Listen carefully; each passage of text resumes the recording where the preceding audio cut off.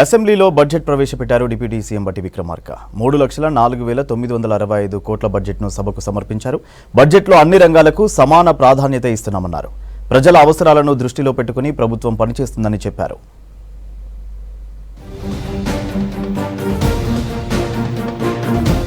అసెంబ్లీలో 2025-26 వార్షిక బడ్జెట్ ప్రవేశపెట్టింది ప్రభుత్వం. 3,04,965 కోట్ల బడ్జెట్ను సభకు సమర్పించారు డిప్యూటీ సీఎం బట్టి విక్రమార్క. రెవెన్యూ లోటు 2,26,982 ఉండగా మూలధన వ్యయం 36,504 కోట్లుగా ఉందని తెలిపారు. బడ్జెట్లో పంచాయతీరాజ్, అగ్రికల్చర్తో పాటు విద్యాశాఖకు భారీగా నిధులు కేటాయించారు. పంచాయతీరాజ్కు 31,605 కోట్లు, వ్యవసాయ శాఖకు 24,439 కోట్లు, విద్యాశాఖకు 23,108 కోట్లు కేటాయించారు. 2025-26 బడ్జెట్ అంచనాలు 2025-26 ఆర్థిక సంవత్సరానికి మొత్తం వ్యయం 3,04,965 కోట్లు.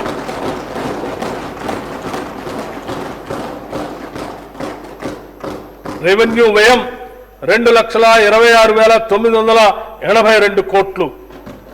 మూలధన వ్యయం 36,504 కోట్లుగా ప్రతిపాదిస్తున్నాను. 2025-26 సంవత్సరపు బడ్జెట్ ప్రతిపాదనలను పరిశీలన, చర్చ మరియు ఆమోదం కోసం ఈ సభకు సమర్పిస్తున్నాను. తెలంగాణను ప్రగతి బాటలో నడిపేందుకు మీ అందరి మద్దతును హృదయపూర్వకంగా ఆశిస్తున్నాను. జై హింద్, జై తెలంగాణ. బడ్జెట్లో 6 గ్యారంటీ పథకాలకు భారీ కేటాయింపులు దక్కాయి. 6 గ్యారంటీలోని 9 పథకాలకు 56,084 కోట్ల రూపాయలను అలాట్ చేశారు. అత్యధికంగా రైతు భరోసాకు 18,000 కోట్లు, తర్వాత చేయూత పథకానికి 14,861 కోట్లు కేటాయించారు. ఇందిరమ్మ ఇండ్లకు 12,571 కోట్లు, ఫ్రీ బస్ స్కీమ్కు 4,305 కోట్లు అలాట్ చేశారు. ఫ్రీ కరెంట్ స్కీమ్కు 2,080 కోట్లు, సన్నవడ్లకు బోనస్ కోసం 1,800 కోట్లు, రాజీవ్ ఆరోగ్యశ్రీకి 1,143 కోట్లు, గ్యాస్ సిలిండర్ సబ్సిడీ కోసం 723 కోట్లు, ఇందిరమ్మ ఆత్మీయ భరోసాకు 600 కోట్ల రూపాయలను కేటాయించింది ప్రభుత్వం. మహాలక్ష్మి, రైతు భరోసా, గృహజ్యోతి, ఇందిరమ్మ ఇళ్లు, చేయూత కింద పెన్షన్లు పంపిణీ వంటి పలు పథకాలను ప్రభుత్వం ఇప్పటికే సమర్థవంతంగా అమలు చేస్తుంది.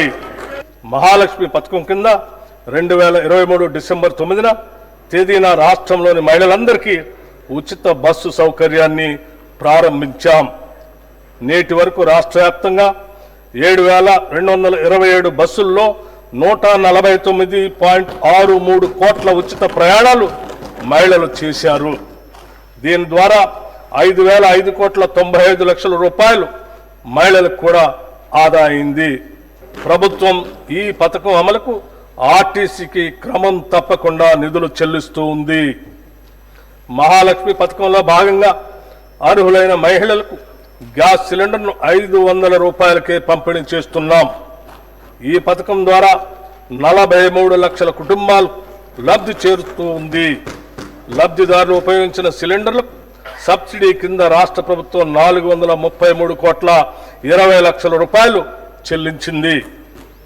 గృహజ్యోతి పథకం కింద 200 యూనిట్లకు లోబడి విద్యుత్తును వినియోగిస్తున్న వారికి ఉచిత విద్యుత్తుని అందిస్తున్నాము. ఈ పథకం కింద 50 లక్షల కుటుంబాలు లబ్ధి పొందుతున్నాయి. రాష్ట్ర ప్రభుత్వం కొత్తగా తీసుకొచ్చిన రాజీవ్ యువ వికాసం పథకానికి 6,000 కోట్లు కేటాయించామన్నారు బట్టి. ఈ స్కీమ్ కింద బీసీ, ఎస్సీ, ఎస్టీ, మైనార్టీ యువతకు స్వయం ఉపాధి అందించడమే కాక పారిశ్రామికవేత్తలుగా తీర్చిదిద్దుతామన్నారు. అలాగే బడ్జెట్లో స్కెడ్యూల్ కులాల సంక్షేమం కోసం 40,232 కోట్లు, స్కెడ్యూల్ తెగల సంక్షేమం కోసం 17,169 కోట్లు కేటాయించింది ప్రభుత్వం. 2023-24కి సంబంధించిన బకాయిలు కూడా కేటాయిస్తున్నాం. ఎస్సీ, ఎస్టీ వర్గాల కోసం చేసిన చట్టాలను గౌరవించి వారికి న్యాయంగా చెందాల్సిన నిధుల్ని అందించడం ఈ వర్గాల పట్ల మా ప్రభుత్వానికి ఉన్న చిత్తశుద్ధికి నిదర్శనం. ఈ బడ్జెట్లో షెడ్యూల్డ్ కులాల సంక్షేమంకు 40,232 కోట్ల రూపాయలు మరియు షెడ్యూల్డ్ తెగల సంక్షేమంకు 17,169 కోట్ల రూపాయలు ప్రతిపాదిస్తున్నాం.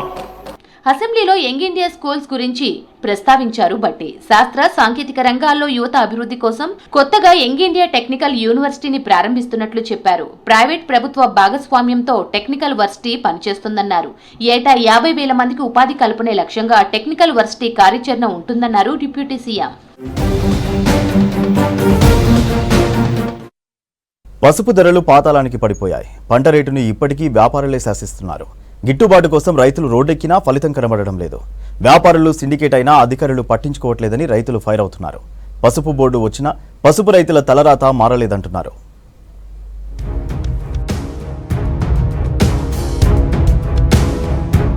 పసుపు బోర్డు వస్తే పంటకు మంచి ధర వస్తుందని ఆశపడ్డ రైతులకు చివరకు నిరాశే మిగులుతుంది. పసుపు రేటు క్వింటాల్కు 8,000 నుంచి 10,000 వరకు మించటం లేదు. ఇప్పటికీ వ్యాపారులే ధరను డిసైడ్ చేస్తున్నారని, సిండికేట్ గా మారి రేట్లను కంట్రోల్ చేస్తున్నారని ఆరోపణలున్నాయి.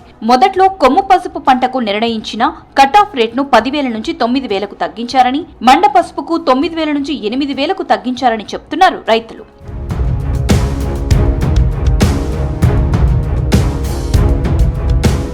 వాణిజ్య పంట పసుపుకు జగిత్యాల జిల్లా ప్రసిద్ధి. జిల్లాలో 7-8 లక్షల క్వింటాల పసుపు దిగుబడి వచ్చింది. జూన్, జూలైలో సాగు చేసిన పసుపును తవ్వి ఉడికించి మార్కెట్కు తరలిస్తున్నారు రైతులు. కానీ ఆశించిన రేటు రావట్లేదు. గత ఏడాది ఓపెన్ మార్కెట్లో క్వింటా పసుపు 17-18 వేలు ఉండేదని, ఈసారి పసుపు బోర్డు రావడంతో కనీసం 20,000 వరకు వస్తుందని ఆశ పెట్టుకున్నారు రైతులు. దాదాపు 45,000 ఎకరాల్లో పసుపు సాగు చేశారు. తీరా మార్కెట్లో 8 నుంచి 10,000 కూడా పలకటం లేదని వాపోతున్నారు. బోర్డు కోసం ఎన్నో ఉద్యమాలు చేసినాం, రైతులం ఎంతో ధర్నాలు చేసినాం, ఎన్నో చేసినా కానీ పసుపు బోర్డు వచ్చిందని ఎంతో సందర్భంతో ఎంతో సంబరం అనుకున్నాం. అదే విధానంగా మళ్ళా తిరిగి పసుపుకు ఆ రేటు రాకుండా అయిపోయింది.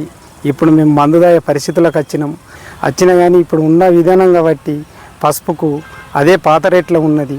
ఇప్పుడు పరిస్థితి ఏంది, అప్పుల బాధలు ఎక్కువైనాయి. ఇతర పంటల్లాగా పసుపు స్వల్పకాలిక పంట కాదు. దాదాపు 9-10 నెలల పంట భూమిలోనే ఉంటుంది. రైతులు ఎన్నో జాగ్రత్తలు పాటిస్తే తప్ప మంచి దిగుబడి రాదు. ఈ 10 నెలల్లో ఎరువులు, విత్తనాలు, కూలీ ఖర్చులు, పసుపు తవ్వి తీయడం, ఉడకబెట్టడం, ఆరబెట్టడం, మార్కెట్కు తరలించడం వరకు దాదాపు ₹1,00,000 ఖర్చవుతుంది. చివరకు మార్కెట్ ధర లేక పంట అమ్ముకునే పరిస్థితి కనపడటం లేదు. ఇంట్లో పంట నిల్వ ఉంచుకుందామంటే పురుగు ఆశించి మొదటికే మోసం వస్తుందని ఆందోళన చెందుతున్నారు రైతులు. సరిపడా కోల్డ్ స్టోరేజీలు లేవని, ప్రైవేట్ కోల్డ్ స్టోరేజీల్లో వ్యాపారులు పంట నిల్వ చేసుకుంటున్నారని చెప్పారు. 15,000 వచ్చింది, మళ్ళీ దాదాపు 10,000 లోపల నచ్చింది. అప్పుడే 15,000 ఉంది. ఏం లాభం సార్? వచ్చింది నేను బాగా సంతోషపడ్డాను. ఏం లేదు, పసుపు అయిందని పేపర్కి వచ్చినప్పుడు చాలా సంతోషపడ్డాను కానీ ఆ సంతోషం రాదు. ఇంకా నిరుడు 14-18 వేలు పోతే ఇయ్యోడు 8,000 తెచ్చిండు, 7,000 తెచ్చిండు. ఆఖరి వస్తే మండ అయితే 4,000 అంటుండు. వారు ఎట్లా చేస్తుండ్రు. మేము ఢిల్లీ పోయినాము, అటు వేరే దేశాలు తిరుపతి వచ్చినాం, మహారాష్ట్ర పోయినాం. మంచిగా వండిస్తామని పసుపు తీసుకున్నాం, విత్తనం పసుపు తీసుకున్నాం మహారాష్ట్రకి వెళ్ళి.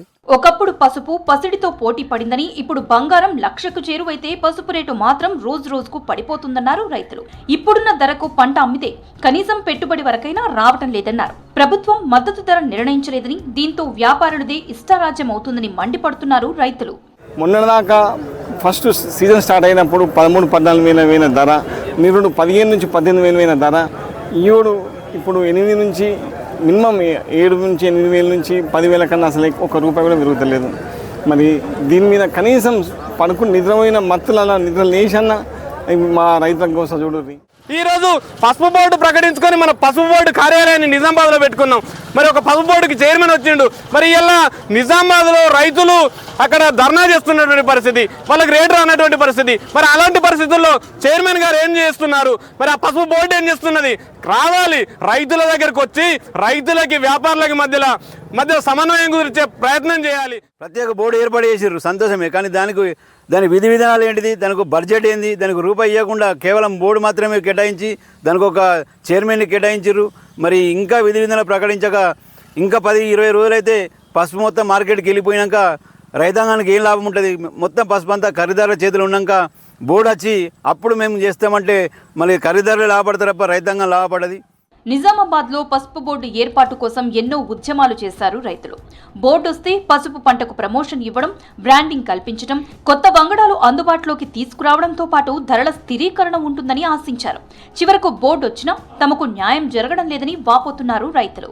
పసుపు రైతులకు మద్దతు ధర కల్పించేందుకు కృషి చేస్తున్నామన్నారు పసుపు బోర్డు చైర్మన్ పల్లె గంగారెడ్డి. బోర్డు ఏర్పాటై నెల రోజులే అయిందని, త్వరలోనే అన్ని కార్యకలాపాలు ప్రారంభిస్తామన్నారు. వ్యాపారులతో మాట్లాడి రైతులకు మంచి ధర వచ్చేలా చూస్తామని తెలిపారు. దేశంలో 27 రాష్ట్రాల్లో పసుపు పండిస్తున్నారు. ఎక్కడ కూడా సమస్య లేదు. మరి ఇక్కడ ఎందుకు సమస్య వస్తుంది? ఈ సమస్య రావడానికి కారణం ఏంది? ఆ సమస్యకు మూలం ఏంది? మనం అందరం కలిసి సమస్య పరిష్కారం కనుగొందాం, సమస్య పరిష్కారం చేసుకుందాం, రైతులకు ఎటువంటి ఇబ్బంది రాకుండా మనందరం కలిసికట్టుగా ఉందాం అనే విషయాన్ని నేను చెప్పడం జరిగింది. తొందరలోనే ఇక్కడ ఒక ఫార్మర్స్ అండ్ ట్రేడర్స్, ఇక్కడ ఉన్నటువంటి కమిషన్ ఏజెంట్స్తోని ఒక సమావేశం అది అఫీషియల్గా ఒకటి ఏర్పాటు చేసి ఈ సమస్య పరిష్కారం కోసం అందరం కలిసికట్టుగా పనిచేద్దామని చెప్పేసి రైతు కమిషన్ చైర్మన్ గారితో నేను చెప్పడం జరిగింది. మార్కెట్లో వ్యాపారులే పసుపు ధర నిర్ణయిస్తున్నారని, సిండికేట్ గా ఏర్పడి అన్యాయం చేస్తున్నారని ఆరోపిస్తున్నారు రైతులు. బోర్డు అధికారులు, పాలకవర్గం చొరవ తీసుకుని మంచి ధర వచ్చేలా చూడాలని కోరుతున్నారు. కేంద్ర రాష్ట్ర ప్రభుత్వాలు కూడా స్పందించి క్వింటాకు కనీసం 15,000 మద్దతు ధర ఇవ్వాలని కోరుతున్నారు.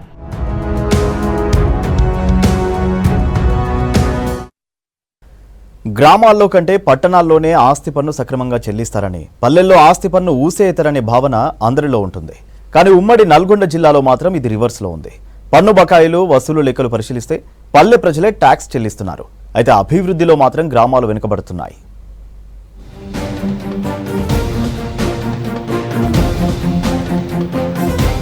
ఉమ్మడి నల్గొండ జిల్లాలో పన్ను చెల్లింపుల్లో ఆదర్శంగా నిలుస్తున్నారు గ్రామీణ ప్రజలు. జిల్లాలో మొత్తం 51 కోట్లకు పైగా పన్ను బకాయిలు ఉన్నాయి. అయితే ఇప్పటి వరకు కలెక్ట్ అయిన 35 కోట్లు గ్రామాల్లో వసూలు చేసినవే. మరో 16,20,000 రూపాయలు పెండింగ్ ఉన్నాయి.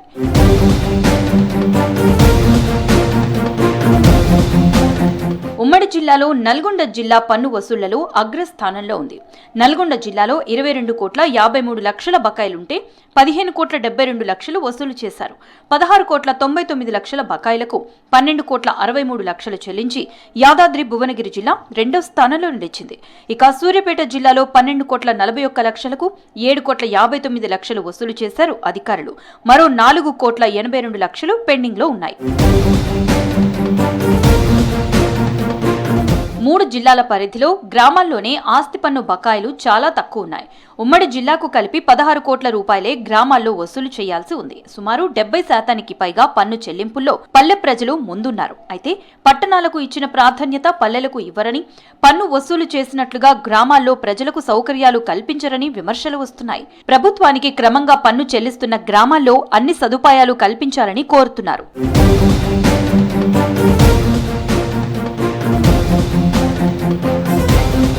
భద్రాద్రి కొత్తగూడెం జిల్లాలో కృషి విజ్ఞాన కేంద్రంలో రైతులకు వ్యవసాయ పంటలపై అవగాహన సదస్సు నిర్వహించారు.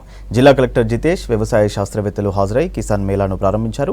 ఆధునిక వ్యవసాయ పద్ధతులు, సేంద్రియ సాగుపై అవగాహన కల్పించారు. ఆదర్శ రైతుల నుంచి సాగు మెలకువలను తెలుసుకుని రైతులందరూ అభివృద్ధిలోకి రావాలని సూచించారు కలెక్టర్. పొలాల్లో బోర్వెలున్న రైతులు చేపల పెంపకానికి ఫామ్ ఫౌండ్ ఏర్పాటు చేసుకోవాలని సూచించారు. జిల్లాలో 500 ఎకరాల్లో మునగ పంట సాగు చేయడం పట్ల హర్షం వ్యక్తం చేశారు కలెక్టర్.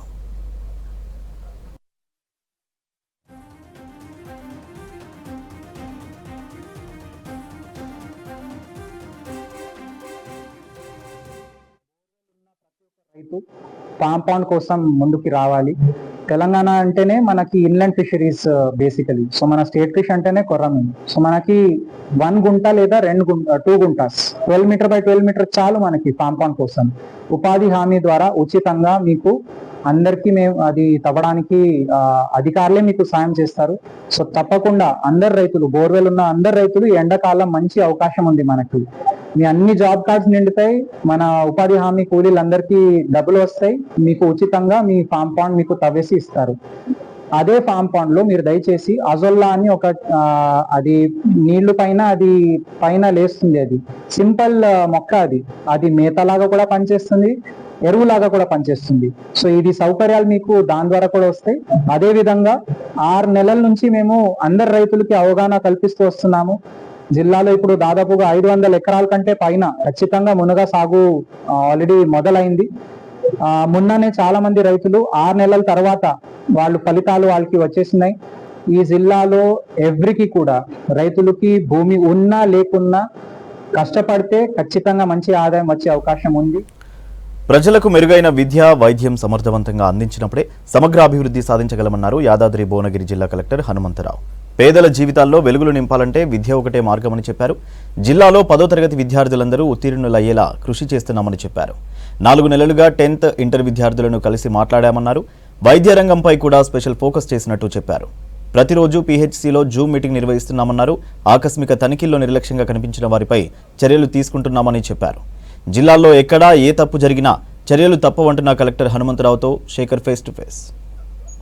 సమర్థవంతంగా ఏవైతే అన్ని శాఖల సమన్వయం చేసుకుంటూ ఫండ్స్ ఇస్తుందో అవన్నీ కూడా ప్రతిదీ ప్రజల్లోకి పోవాలి.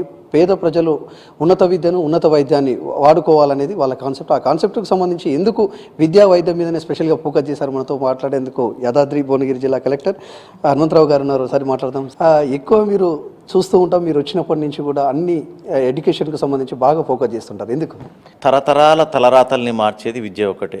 ఆ తరం నుంచి వారి యొక్క తలరాత మారిందంటే తర్వాత జనరేషన్స్ అన్నీ కూడా చాలా హ్యాపీగా ఒక టర్నింగ్ పాయింట్ లాగా ఉంటుంది. అందుకనే నేను బలంగా నమ్మేది ప్రతి ఒక్క జీవితంలో కూడా విద్య అనేది చాలా ప్రాముఖ్యం. ముఖ్యంగా ఇప్పుడు ప్రభుత్వ పాఠశాలలు కానీ హాస్టల్స్ కానీ పూర్తి స్థాయిలో పేదలకు చిరునామాగా మారిపోయినాయి. ప్రభుత్వ పాఠశాలలు బలంగా ఉండాలి. అదేవిధంగా విద్య అనేది ప్రతి ఒక్కరి జీవితంలో, ముఖ్యంగా పేదవారి జీవితంలో వెలుగులు నింపాలంటే చదువుకొని ఒక ఉన్నత శిఖరానికి చేరుకుంటే డెఫినెట్గా వాళ్ళ యొక్క జీవితాలన్నీ కూడా బాగుపడతాయని నమ్మే వ్యక్తుల్లో నేను ఒకడిని. అందుకనే పూర్తి స్థాయిలో ప్రభుత్వం ఎన్నో చేస్తుంది, కానీ దాని పరంగా ఇక్కడ క్షేత్రస్థాయిలో అమలయ్యే విధానాలు ఎలా ఉన్నాయి, దాన్ని పటిష్టపరచడం, మోటివేషన్ చేయటం, అదేవిధంగా ఎక్కడైనా సరే పదే తప్పులు దొల్లితే దాన్ని డిసిప్లినరీ యాక్షన్ ద్వారా సరిదిద్దడం కూడా చేపట్టి అందరిలో ఈ కాన్సెప్ట్ బలంగా నాటకపోయేలాగా చేయడం జరుగుతుంది. యాదాద్రి భువనగిరి జిల్లాకు సంబంధించి ఏ హాస్టల్లో ఎక్కడ తనిఖీలు చేస్తారో తెలియదు, మధ్యాహ్న భోజనం ఎక్కడ తింటారో తెలియదు. సో మధ్యాహ్న భోజనం చేసేటప్పుడు చాలామంది స్టూడెంట్స్తో మాట్లాడుతుంటారు. వాళ్ళు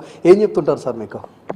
యాక్చువల్గా స్టార్టింగ్లో మధ్యాహ్న భోజనం అనేది చేయటం, అదేవిధంగా హాస్టల్ నిద్రలో మంచి అనుభవాలు దొరికాయి. ఎందుకంటే వాళ్ళతో ఇంటరాక్షన్ అనేది చాలా అద్భుతమైనటువంటి అనుభవం. అదేవిధంగా క్షేత్రస్థాయిలో ఇంకెంతో చేయాల్సి ఉంది అని తట్టి లేపేటటువంటి పరిస్థితి. మన దగ్గర 88 హాస్టల్స్ ఉన్నాయి, వివిధ హాస్టల్స్, రెసిడెన్షియల్ నుంచి మొదలుకుంటే హాస్టల్ వెల్ఫేర్ హాస్టల్స్.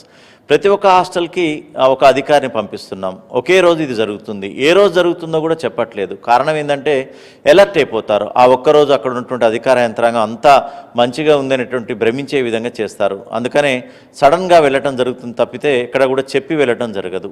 వాళ్ళ పక్కన భోజనం చేస్తున్నప్పుడు వాళ్ళతో ఇంటరాక్ట్ చేస్తుంటే చాలా కొత్త విషయాలు తెలుస్తాయి. మొన్న ఆలేరు మనకి హై స్కూల్లో వెళ్ళి చూసినప్పుడు నా పక్కన ఉన్నటువంటి అమ్మాయి ఎవరైతే ఉందో కొద్దిగా చాలా బాధాకరమైనటువంటి పరిస్థితుల్లో ఇంటి పరిస్థితులు అవన్నీ వర్ణిస్తుంటే ఒక పరిస్థితి ఆ ఇళ్లలో ఎట్లా ఉంటుంది, పేదరికం ఎట్లా ఉంటుంది, ఇక్కడికి వచ్చేటువంటి పిల్లల్నే చూస్తాం కానీ పిల్లల వెనక జీవితం ఏ విధంగా ఉంటుంది, కుటుంబం ఏ విధంగా ఉంటుంది, మనం ఎప్పటికీ వాళ్ళు స్కూల్కు రావట్లేదు డ్రాప్ అవుట్ అవుతున్నారు, లేకపోతే ఫ్రీక్వెంట్ ఆబ్సెంట్ అవుతున్నారు అంటామే తప్పితే వాళ్ళకి ఏ విధమైనటువంటి ఆలంబన లేదు, ఇంట్లో సపోర్ట్ లేదు, అదేవిధంగా పేదరికం తాండవిస్తుంది, అందుకనే రాలేకపోతున్నారనేది తెలవనటువంటి పరిస్థితి మన పాఠశాలలో ఉన్నటువంటి ఉపాధ్యాయులకు కానీ హెచ్ఎం కానీ అధికారులకు కానీ తెలవనటువంటి పరిస్థితి. కాబట్టి వాళ్ళతో హాస్టల్ నిద్రలో కూడా పిల్లలతో మాట్లాడితే చాలా సందర్భాల్లో వాళ్ళు అందరితో కూడా ఇంటరాక్షన్లో సెమీ ఆర్ఫన్స్, తండ్రి చనిపోవటమో తల్లి చనిపోవటం, లేకపోతే పూర్తి ఆర్ఫన్స్ ఉండటం, తర్వాత ఉన్నటువంటి అన్నదమ్ములంతా విసిరేసినట్టుగా తలా ఒక హాస్టల్లో ఉండటం,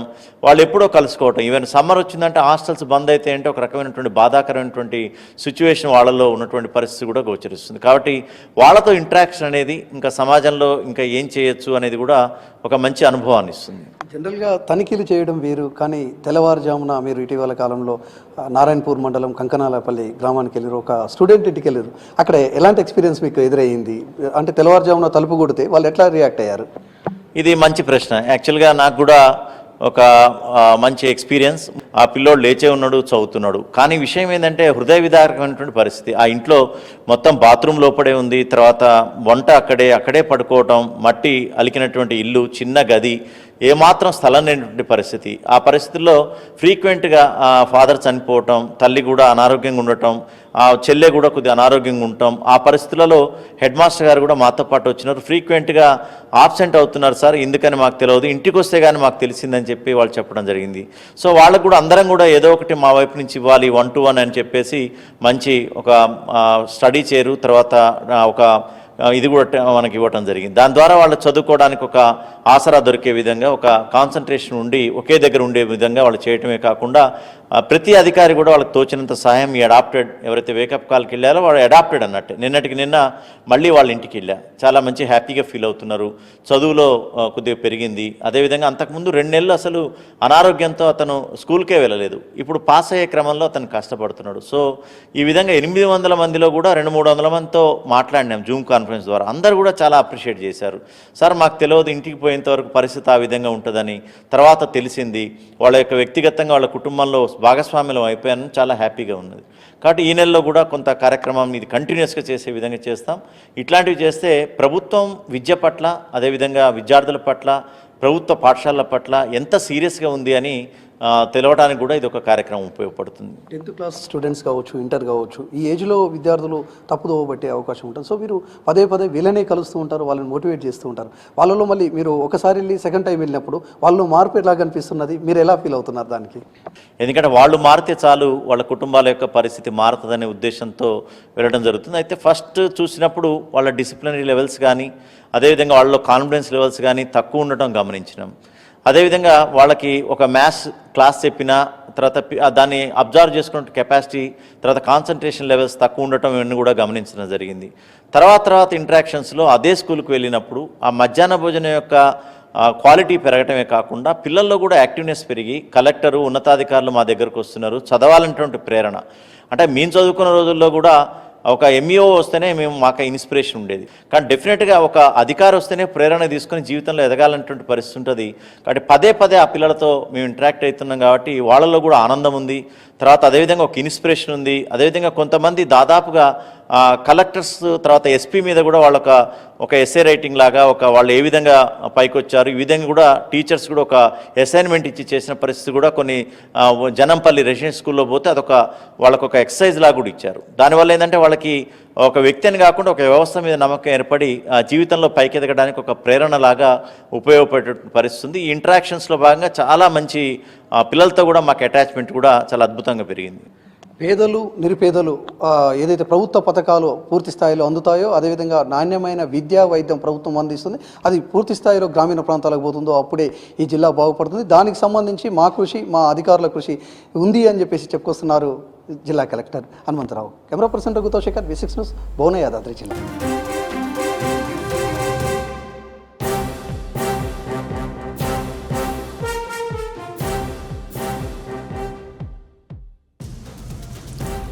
రాష్ట్రంలో ఆర్థిక విధ్వంసం జరిగాక కూడా అనేక పథకాలను అమలు చేస్తున్నామన్నారు మంత్రి పొన్నం ప్రభాకర్.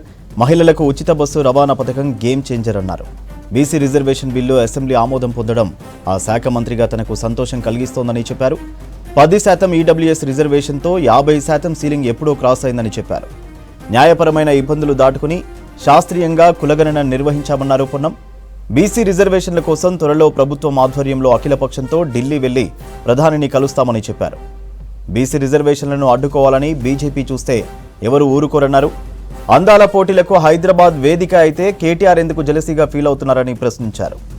ఈ పోటీలకు 250 కోట్లు ఖర్చు చేయడం లేదని, తక్కువ ఖర్చు చేస్తున్నామని మీడియా చిట్చాట్లో చెప్పారు పొన్నం.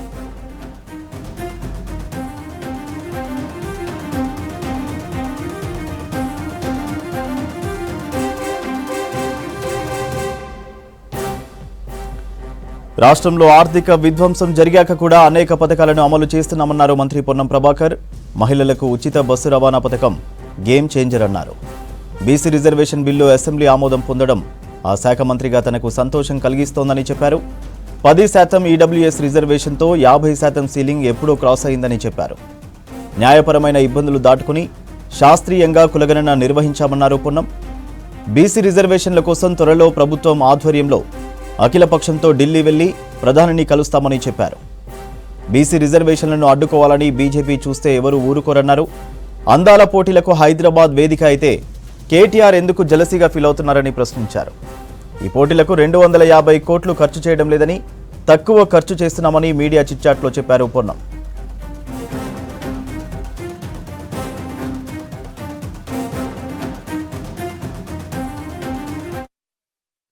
నాగర్ కర్నూలు జిల్లా కొల్లాపూర్లో కాంగ్రెస్ పార్టీ నేతలు సంబరాలు చేసుకున్నారు.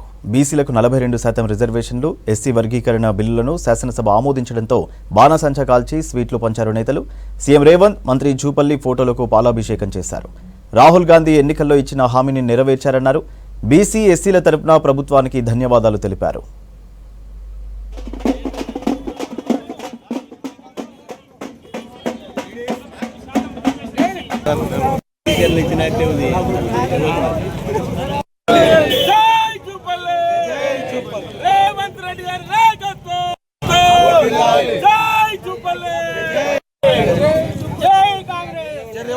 బిల్లును ఆమోదింపజేస్తామని చెప్పేసి, ఎస్సీ వర్గీకరణకు కట్టుబడి ఉంటామని చెప్పేసి కాంగ్రెస్ పార్టీ అధినాయకత్వం రాహుల్ గాంధీ గారు హామీ ఇవ్వడం జరిగింది.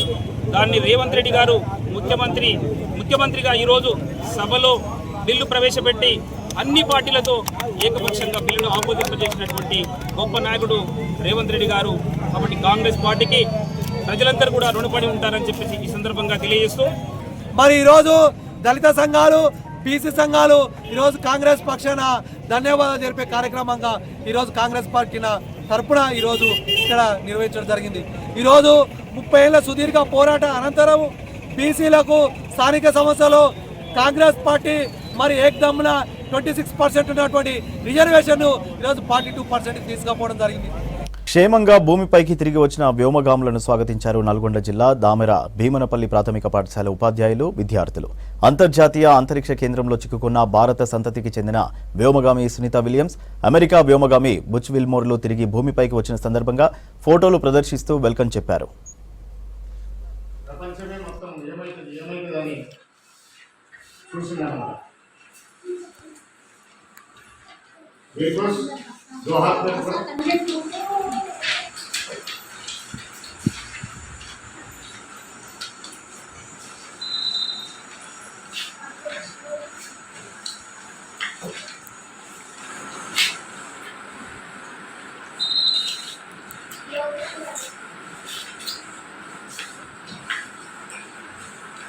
జయ హో సునీత విలియమ్స్.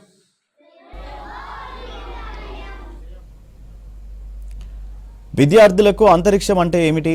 2024 జూన్ 5న వ్యోమగాములు అంతర్జాతీయ అంతరిక్ష కేంద్రానికి ఎందుకు వెళ్లారు? వారానికి తిరిగి రావాల్సి ఉండగా ఎందుకు రాలేకపోయారు? ఇన్ని రోజులు అక్కడ ఏం చేశారు? అక్కడ వారి ఆహారపు అలవాట్లు, వాతావరణ పరిస్థితుల గురించి ఏ కోర్సులు చదివితే వ్యోమగాములు అవుతారనే అంశంపై స్టూడెంట్స్కి అవగాహన కల్పించారు ప్రధాన ఉపాధ్యాయులు ఉదావత్ లచ్చిరామ్.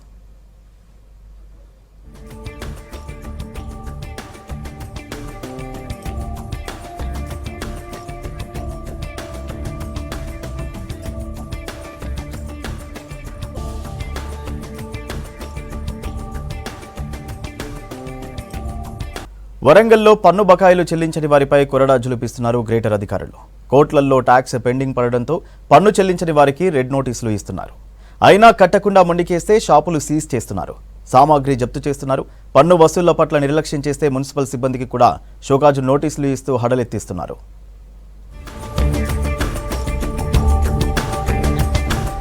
గ్రేటర్ వరంగల్లో పెండింగ్ పన్ను వసూలపై ఫోకస్ చేశారు అధికారులు. ఈ ఆర్థిక సంవత్సరంలో 117.31 రూపాయల పన్ను వసూలు చేయాలని లక్ష్యంగా పెట్టుకున్నారు. ఇప్పటి వరకు 50.31 కోట్లు కలెక్ట్ చేశారు.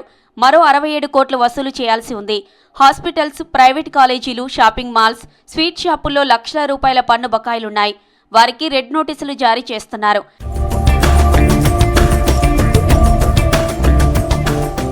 సామాన్యులు చెప్పగానే ట్యాక్స్ చెల్లిస్తున్నారని, బడా వ్యాపారులే నిర్లక్ష్యం చేస్తున్నారని చెబుతున్నారు అధికారులు. దీంతో కార్పొరేటర్లు మున్సిపల్ సిబ్బందితో కలిసి వెళ్లి బకాయిలు చెల్లించాలని కోరుతున్నారు. ట్యాక్స్ కడితేనే అభివృద్ధికి తోడ్పాటు అందించిన వారవుతారని చెబుతున్నారు. నగరంలో బడా ఇంటి పన్ను విషయంలో మరి బడా వ్యాపారులు చాలా పెండింగ్ ఉండడం జరిగిందని మా దృష్టికి రావడం జరిగింది. సామాన్యులు పన్నులు చెల్లిస్తూ ఉన్నారు, మరి వ్యాపారులు మాత్రం కొంత పెండింగ్ ఉండడం జరుగుతుంది. మరి వారు సహకరిస్తే కానీ మన అభివృద్ధిలో భాగం జరుగుతుందని మేము కూడా ఇంటింటికి పన్నుల విషయంలో అవగాహన తీసుకురావడం జరుగుతూ ఉన్నది.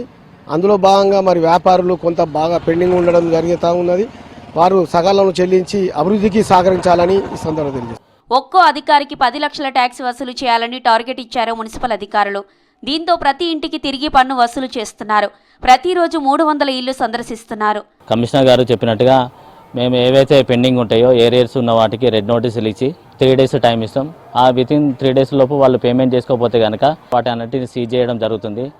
ఏరియర్స్ ఎక్కువ ఉన్న వాటిపైన మేము ఫోకస్ చేసి అమౌంట్లు వసూలు చేయడం, సీజ్ చేసిన వాటికి మళ్ళీ వాళ్ళు పేమెంట్ చేయకపోతే కనుక ఆ 3 days తర్వాత వాళ్ళకు మళ్ళీ మేము ఇన్స్ట్రక్షన్స్ ఇచ్చి వాళ్ళకు పేమెంట్ చేయకపోతే వాళ్ళకి కూడా మేము కూడా సీజ్ చేయడం జరిగింది. ఇప్పటి వరకు ఒక్కొక్క ఆర్ఐ తరపున మేము కమిషనర్ గారి ఆదేశాల వరకు సీజ్ చేసి మేము సీజ్ చేసిన వాటన్నిటికీ పేమెంట్లు కూడా దాదాపు వసూలు చేసుకోవడం జరిగినది.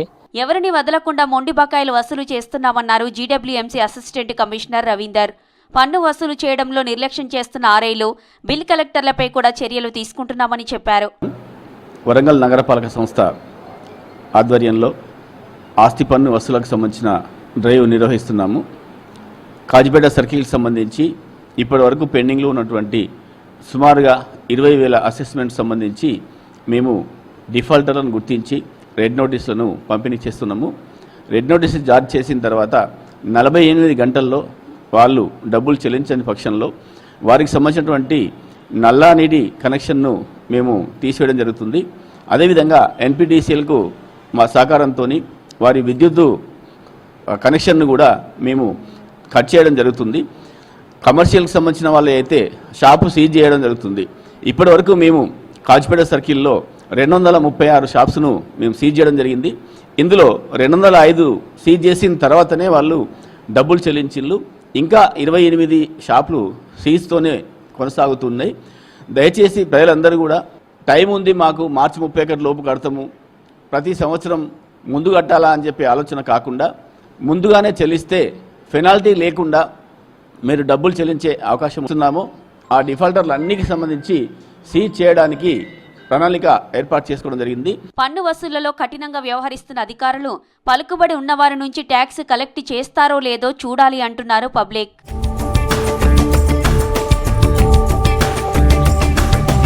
పాలమూరు జిల్లా ముడమాల్ నిలువురాళ్లకు ప్రపంచ వారసత్వ తాత్కాలిక జాబితాలో చోటు దక్కింది. సప్తర్షి మండలంలో ఖగోళ పరిజ్ఞానానికి, కాలాలు, వాతావరణ మార్పులకు దిక్సూచిగా నిలుస్తున్నాయి ఈ రాళ్లు. దాదాపు 3000 సంవత్సరాల క్రితం ఆది మానవుల కాలంలో ఈ నిలువురాళ్లు అమర్చారని చెప్తున్నారు చరిత్రకారులు. ఆసియా ఖండంలోనే చాలా అరుదైన ఈ మాన్యుమెంట్స్కు యునెస్కో గుర్తింపు కోసం ప్రయత్నిస్తుంది ప్రభుత్వం.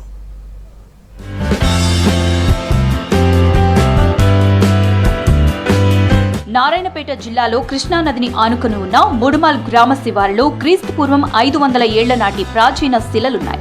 పురాతత్వ శాస్త్రవేత్తల పరిశోధనల్లో శతాబ్దాల చరిత్ర కలిగిన నిలువురాళ్ల ప్రత్యేకత బయటపడింది. మెగాలిథిక్ మాన్యుమెంట్స్ గా ఈ నిలువురాళ్లను పిలుస్తారు.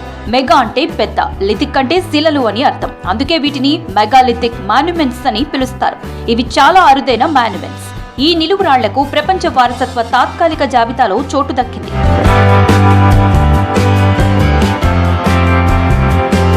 మాగనూరు మండలంలోని ముడుమాల్ గ్రామ శివారులో 80 ఎకరాల్లో ఈ మాన్యుమెంట్స్ ఉన్నాయి. 1940లో విదేశీ ప్రొఫెసర్ ఆర్చిన్ పరిశోధనల్లో ఈ మాన్యుమెంట్స్ గురించి తెలిసిందే. ఏషియాటిక్ సొసైటీ ఆఫ్ బెంగాల్ జర్నల్లోనూ వీటి గురించి ప్రస్తావించారు. నిజాం పాలన కాలం నాటి ఆర్కియలాజికల్ యాన్యువల్ జర్నల్లోనూ ఈ మాన్యుమెంట్స్ గురించి రాశారు. వీటి గురించి తెలుసుకున్న Hyderabad central university professor K Pullarao team ఈ ప్రాంతాన్ని సందర్శించింది. కొన్ని రోజులు అక్కడ క్యాంప్ నిర్వహించి రీసెర్చ్ చేసి ఎన్నో చారిత్రక విషయాలను కనుగొన్నారు.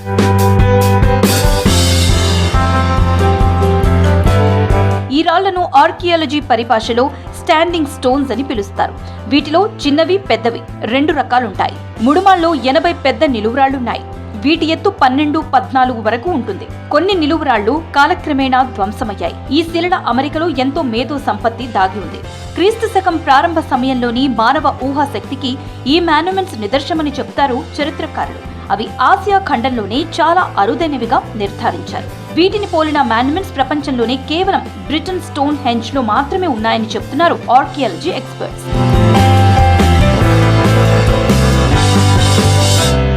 శాస్త్రవేత్తల పరిశోధనల్లో నిలువురాళ్ల గురించి ఎన్నో ఆసక్తికరమైన విషయాలు వెలుగులోకొచ్చాయి. 3000 ఏళ్ల క్రితమే ఆదిమ మానవులు స్కై మ్యాప్ లో కనిపించే సప్తార్షి మండలాన్ని పోలిన స్కెచ్ ని రాతి బండలపై రూపొందించినట్లు గుర్తించారు నిపుణులు.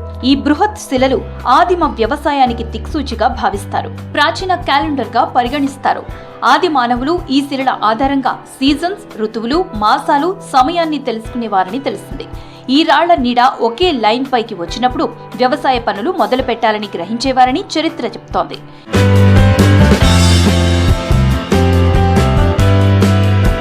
నిలువు రాళ్లకు యునెస్కో గుర్తింపు కోసం కృషి చేస్తోంది ప్రభుత్వం. ముడుమల్ రాళ్లకు శాశ్వత గుర్తింపు దక్కితే అంతర్జాతీయ స్థాయిలో పర్యాటకులను ఆకర్షిస్తుందన్నారు పర్యాటక శాఖ మంత్రి జూపల్లి. ఉద్యోగ అవకాశాలు, మౌలిక వసతులు మెరుగవుతాయన్నారు. నిలువు రాళ్లను పరిరక్షించి పర్యాటక, చారిత్రక, పరిశోధన కేంద్రంగా తీర్చిదిద్దుతామని తెలిపారు మంత్రి. శాశ్వత గుర్తింపు కూడా తేవడానికి అవసరమైనటువంటి ప్రయత్నాలు, ఏర్పాట్లు అవన్నీ కూడా ముమ్మరంగా జరుగుతూ ఉన్నాయి. ఈ శాశ్వత గుర్తింపు కనుక వస్తే ఎట్లయితే రామప్ప దేవాలయానికి యునెస్కో గుర్తింపు వచ్చిందో అదే ప్రకారం ఈ నిలువురాళ్లకు ఇతర ఇక్కడ ఉన్నటువంటి చారిత్రక సంపదగా గుర్తింపు వస్తే ఈ ప్రాంతం మొత్తం కూడా పెద్ద ఎత్తున టూరిజంగా కూడా డెవలప్ కాబోతుంది. కాబట్టి దీనికి అన్ని ఏర్పాటు చేసే కార్యక్రమం చేస్తాం. ఇందులో ఎవరైనా రైతాంగం నష్టపోతే వాళ్ళు ఇబ్బంది పడకుండా వాళ్ళకు ఆ నష్టాన్ని భర్తీ చేసేటువంటి నిర్ణయాలు కూడా తీసుకోవడం జరుగుతుంది.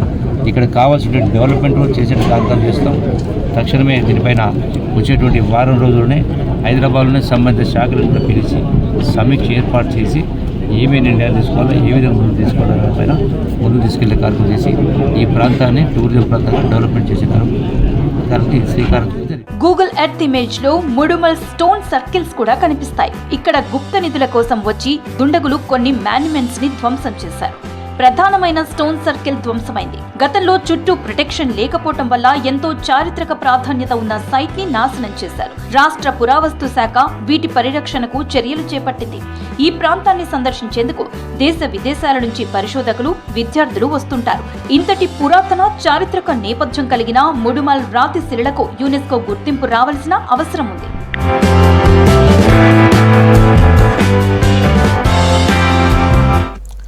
ఆ ఊరికి ఏమైందో ఏమో కానీ వరుస మరణాలు గ్రామస్తులను కలవరపెడుతున్నాయి.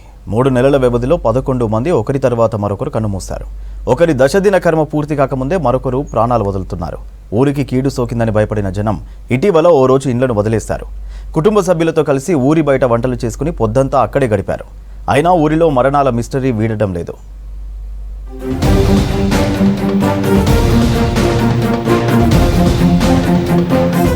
కరీంనగర్ జిల్లా జమ్మికుంట మండలం విలాసాగర్ గ్రామంలో వరుస మరణాలు ఆ ఊరి జనానికి కంటి మీద కునుకు లేకుండా చేస్తున్నాయి. ఒకరు చనిపోయిన తర్వాత వారి దశదిన కర్మలు పూర్తి కాకుండానే మరొకరు కన్ను మూస్తున్న ఘటనలు ఊరి జనాన్ని భయపెడుతున్నాయి. 3 నెలల వ్యవధిలో గ్రామానికి చెందిన 11 మంది చనిపోయారు. దీంతో గ్రామానికి ఏదో కీడు సోకిందని స్థానికులు అనుమానిస్తున్నారు.